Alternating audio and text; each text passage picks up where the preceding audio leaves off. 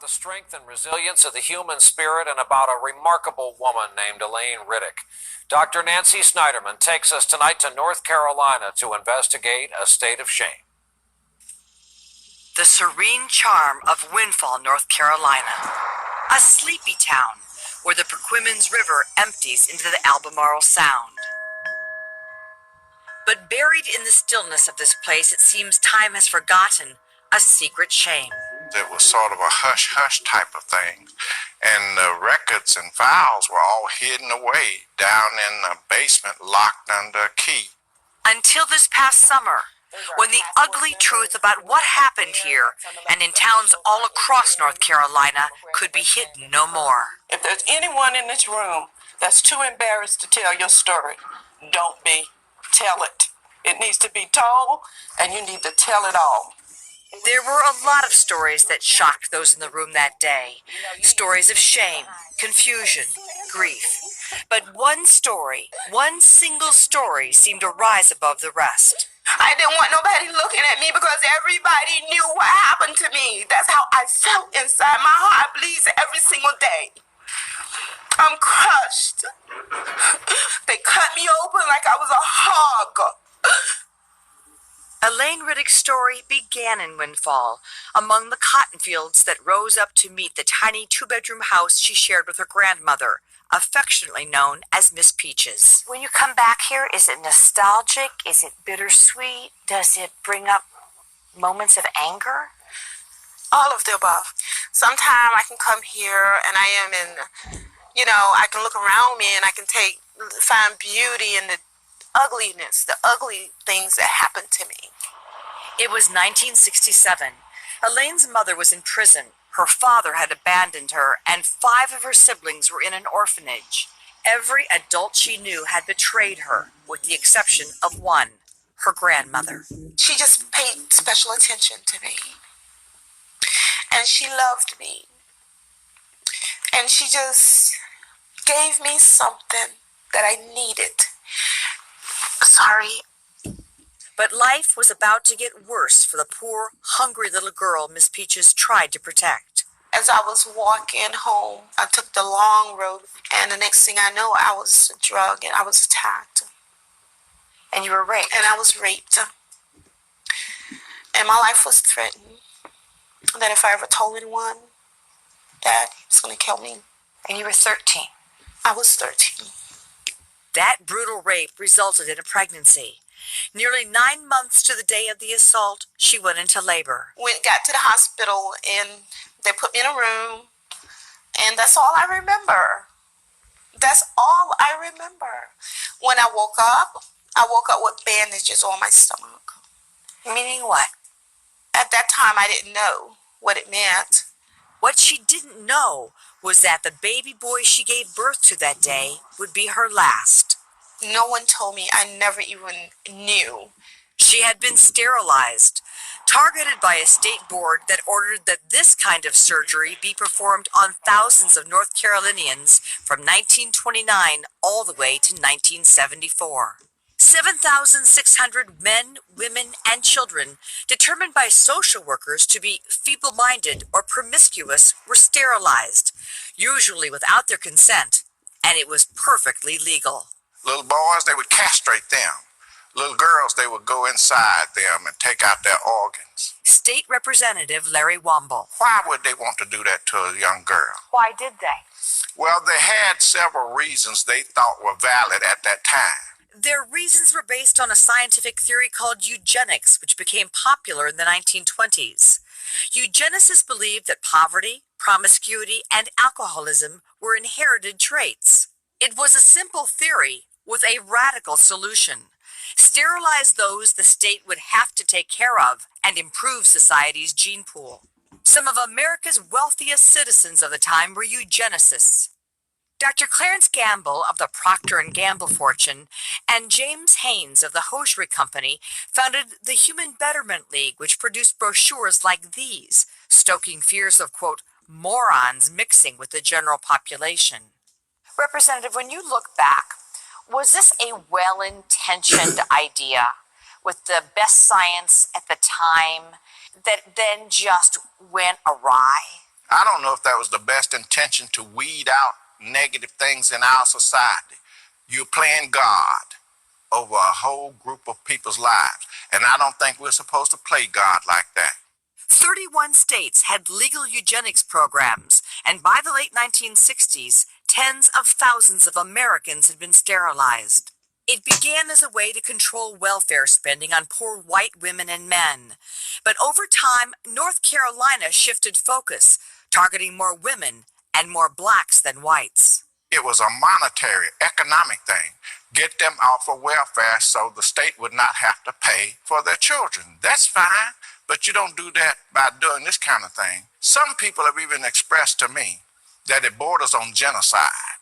A third of sterilizations were ordered on girls under the age of 18, some as young as 9 years old. What in the world will this lady do with my little child? Yeah. I think he sterilized the entire caseload. The voices of social workers involved with eugenic sterilization. You're hearing them broadcast for the first time, some of them explaining the decision to sterilize in these recordings made in 1997 by Rutgers professor Johanna Schoen. What chance does another child have in this family? And I think a lot of motivation for workers probably came from that. Over a period of a year or 2 years, he got all of the women sterilized.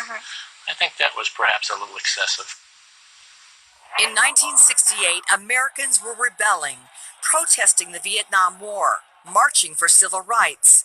And while most states had abandoned their eugenics programs by then, the sterilization of poor Americans was still happening in North Carolina, and no one seemed to notice.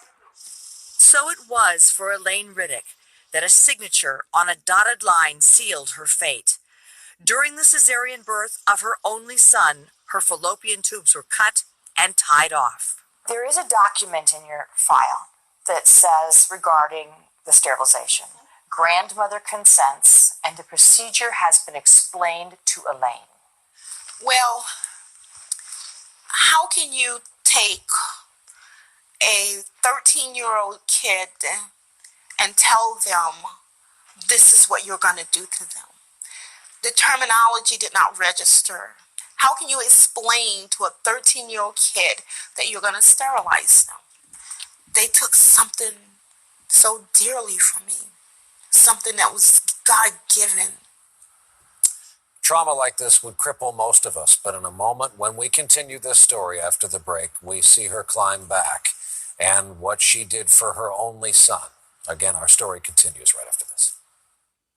Welcome back as we now get back to our story. For decades, North Carolina sterilized people it deemed unfit, and it did so largely in secret. And now victims like Elaine Riddick are demanding answers from the government. Dr. Nancy Snyderman continues with Elaine's fight to rebuild her life and the state of shame that existed back then in North Carolina. On the fourth floor of a government building in downtown Raleigh, North Carolina, thousands upon thousands of records few have ever seen. These are the eugenics files? Yes, and they're confidential. They're records that are not open to the general public. State Archivist Dick Langford is the keeper of the files that hold the secrets of one of the most controversial practices of modern history, the mass sterilization of Americans against their will. When you've looked at them, what was your initial response? I look at them with a heavy heart because I realize these records, as patient records, have impact on people's lives. When you look at these records, you realize they're from not that long ago, 1950s, 1960s, and they represent all kinds of people. Take this one, for instance, a teenager who was sterilized because she was deemed promiscuous at the age of 8. And here's one, a 16-year-old incest victim. Social workers got consent for her sterilization from the father who raped her. And then there are the records of Elaine Riddick, sterilized after being raped at age 13. Social workers had declared her promiscuous, mentally retarded, unfit to procreate. But Elaine had something to prove. I ended up going to college. I took the entrance exam. I passed. I got in. And she graduated with an associate's degree from a technical college in 1982. Is some of this you saying to them by your actions, you guys were so wrong? Yes, definitely. Definitely. I'm worthy. I'm not that little nappy head, dirty clothes, hungry little girl anymore. I don't know where I would be if I listened to the state of North Carolina. Her proudest achievement has been her son, born 43 years ago and under unimaginable circumstances. Hey, Ma. Good to see you. Good to see you. Hi, I'm Nancy. How are you, Nancy? Nice to meet you. You're Tony. Thank you. Yes, Tony. You're a strapping guy. Thank you. Today, Tony Riddick is a successful entrepreneur. You must be unbelievably proud of your mother. Oh, absolutely. I am. This is my buddy, my friend, my mother, everything, my sister. I'm proud of her because she never stopped fighting. She continues to fight. And I think that's very important. What do you want? What do I want? Well, what do I want? I would like for the state of North Carolina to right what they wrong with me. At one point, I sued the state of North Carolina for $1 million, and that's been over 30-some years ago. And what did you expect when you filed that suit for $1 million? I expected for them to give me $1 million. She got nothing. She lost her case against the state because a jury decided no laws were broken. She appealed it all the way to the U.S. Supreme Court, which declined to hear her argument. I was embarrassed, and I was surprised. All she and the other 7,600 victims have is an apology, emailed to the Winston-Salem Journal from then Governor Mike Easley in 2002. But after mounting pressure from reporters, the state decided to do more and convened a task force in 2003. Nothing resulted. Then another task force came and went. We're the United States, for God's sakes. This was so wrong. Which brings us back to that day last summer when victims and their families had their say, in front of another government task force assigned to determine how they should be compensated. What do you think I'm worth? What do you think I'm worth? It doesn't matter what you think I'm worth. It's what I think I'm worth. Priceless. Yes, ma'am. There's nothing that the state of North Carolina can do to justify what they did to me. What they did to these other victims. They told me to sign papers. I didn't sign no papers. I ain't never signed the papers. That was not my signature on these papers. North Carolina is the only state to consider compensation in the range of $20,000 to $50,000. But Tony Riddick, standing up for his mother and the other victims, said that's too little, too late. And my mother's been sitting here suffering for 43 years and nothing has been done. This is sinister. I'm so afraid that they're going to try to wait till all these people die. And that's a shame. That's a mark. It's an ugly chapter in North Carolina's book. We must step up to the plate and we must realize, take responsibility. There is nobody in North Carolina who is waiting for anybody to die. Again, Bev Perdue is North Carolina's governor. To stand up and say, I want this solved on my watch. I want there to be completion. Is there a plan to help these people? Our plan is very thoughtful, I believe. We have gone through the process of having the hearings. You have to have people who self-report. I can't. Why? I mean, you have the records. Why not proactively go out and find these people? Because even if you go out and proactively find them, there are lots of people, just like in other medical cases, who don't want their data shared. They Even want to if it's know money? Nancy, from my perspective as a woman and as the governor of this state, this is not about the money. There isn't enough money in the world to pay these people for what has been done to them. As the Riddicks await the state's decision, they focus on the part of the family legacy that really matters. There's something to be said about young men who are raised by strong women. Yes, ma'am. I got my cup overfloweth. Go! Every day they appreciate life's simple gifts, finding joy in Tony Jr., who has yet to understand his grandmother's place in a terrible chapter of American history. He gives me the love. So with that, I can do anything in the world that I want to do. And I can be anybody I want to be. I'm sitting here thinking, these aren't records you unearthed in a parchment book with sketchy details from the past. We just heard audio recordings of something saying someone